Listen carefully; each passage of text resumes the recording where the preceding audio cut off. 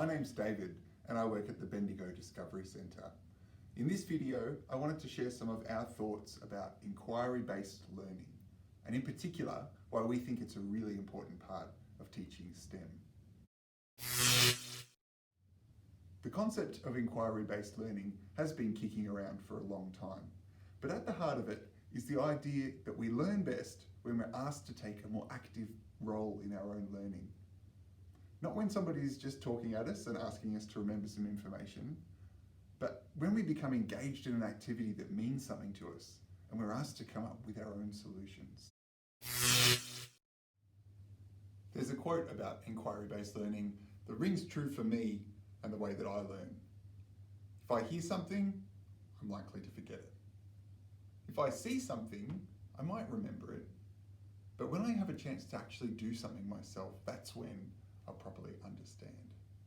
We need to get kids doing as much as we can rather than just talking at them. Here at the Discovery Centre, we've always prided ourselves on a hands-on approach to learning STEM.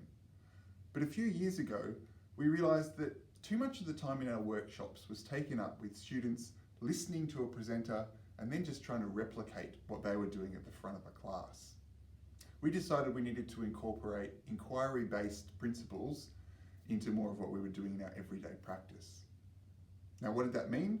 For us, it means giving students more choice and more agency over what they're doing within a workshop. These days, when students come to the Discovery Centre for a workshop, their ideas and their decisions play a much bigger part in what they're doing. If students are here to learn about forces, they will either be building their own idiosyncratic marble run or creating their own flying machine to test in our wind tunnels. If students are here to learn about coding, it's going to be their ideas about what they want a robot to do and how they're going to get it to carry out that task that are going to be crucial. These experiences are not only fun and are a way of drawing students in, but they also provide a great framework to attach ideas to later. Something that you've done with your hands that you can think back on and return to when you're exploring the ideas further in the classroom. Inquiry-based learning is a great way to go about tackling STEM subjects particularly.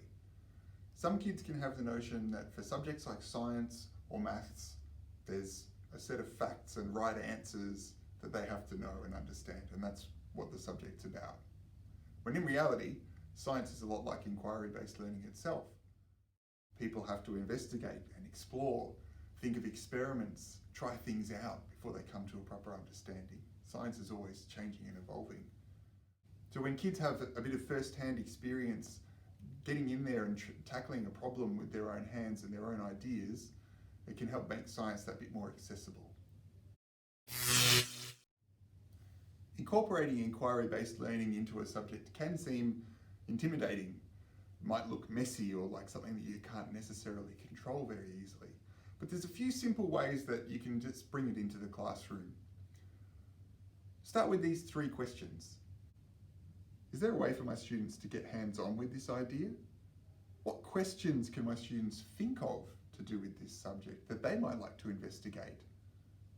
And how could this subject be made more relevant to my students' lives? Now, I'm aware that what I've been talking about in this video isn't necessarily new information for a lot of teachers, but we are interested always, if you've got any feedback you'd like to give us or any projects you'd like to work on with us, feel free to get in contact with us here at the Discovery Centre, and we'd love to have a chat about what you're doing with STEM or inquiry-based learning in the classroom. Thanks for watching.